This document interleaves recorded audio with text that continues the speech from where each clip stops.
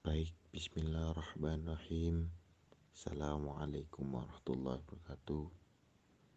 Saya Akmal Arif Wijaya dari kelompok 5 ingin menerangkan tentang etika jual beli. Sebelum masuk ke etika jual beli, saya ingin sedikit menerangkan tentang definisi jual beli. Apa itu jual beli? Jadi, jual beli bisa didefinisikan sebagai suatu transaksi pemindahan kepemilikan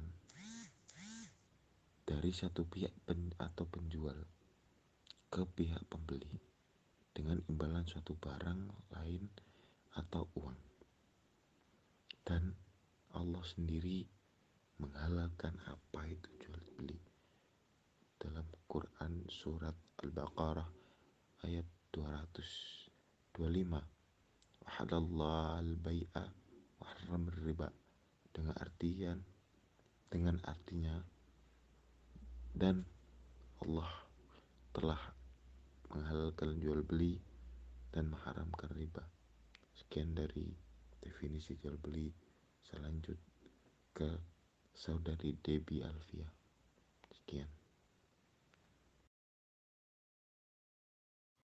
Bismillahirrahmanirrahim. Assalamualaikum warahmatullahi wabarakatuh. Perkenalkan, nama saya Dewi Alfia Karera. Di sini saya akan melanjutkan presentasi dari teman saya.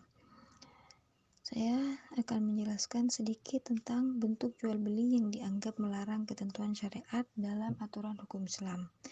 Motivasi mencari keuntungan besar terkadang dapat membutakan seseorang untuk melakukan cara-cara yang kurang baik atau dilarang agama dan hukum demi keuntungan mereka sendiri.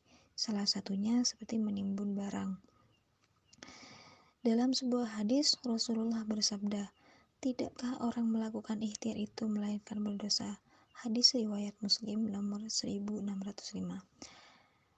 Barang yang ditimbun melebihi kebutuhannya dan kebutuhan keluarga untuk masa 1 tahun penuh. Kita hanya boleh menyimpan barang untuk keperluan kurang dari 1 tahun, sebagaimana yang pernah dilakukan oleh Rasul. Juga ada larangan jual beli dalam Islam, yaitu transaksi jual beli yang menjauhkan dari ibadah. Maksudnya adalah seperti dalam firman Allah dalam surat Al-Jumu'ah ayat 9-10 yang artinya, "Hai orang-orang beriman, apabila disuruh untuk menunaikan sholat Jumat, maka bersegeralah kamu kepada mengingat Allah, dan tinggalkanlah jual beli yang demikian itu lebih baik bagimu jika kamu mengetahui. Apabila telah ditunda sholat, maka bertebarlah kamu di muka bumi dan carilah karunia Allah, dan ingatlah Allah banyak-banyak supaya kamu beruntung." Juga ada dalam suatu kasus transaksi jual beli barang yang haram, yakni menjual barang yang haram yang keluar dari syariat Islam, yang sudah dilarang dari syariat Islam itu sendiri, seperti homer, minuman keras, narkoba, barang hasil curian, dan lain-lain yang keluar dari syariat Islam.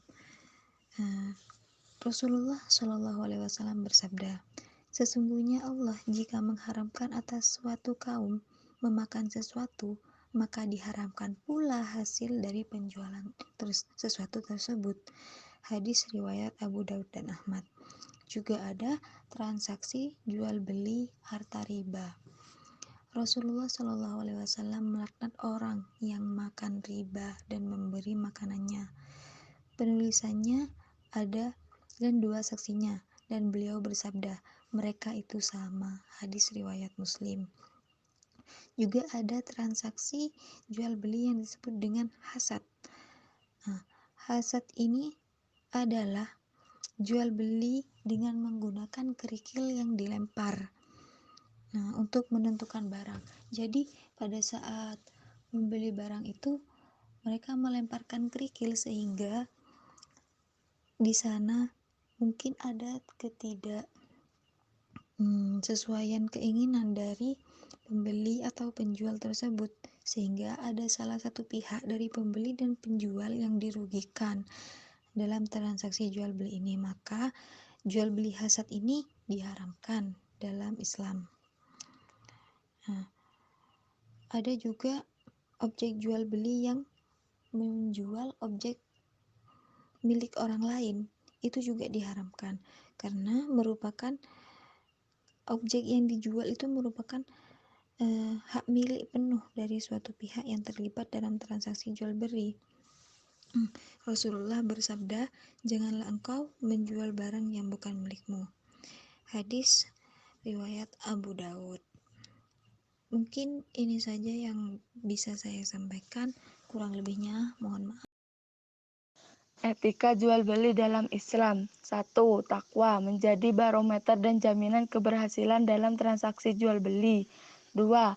Tawakal, rencana strategis dan rencana operasional membuat perhitungan yang matang.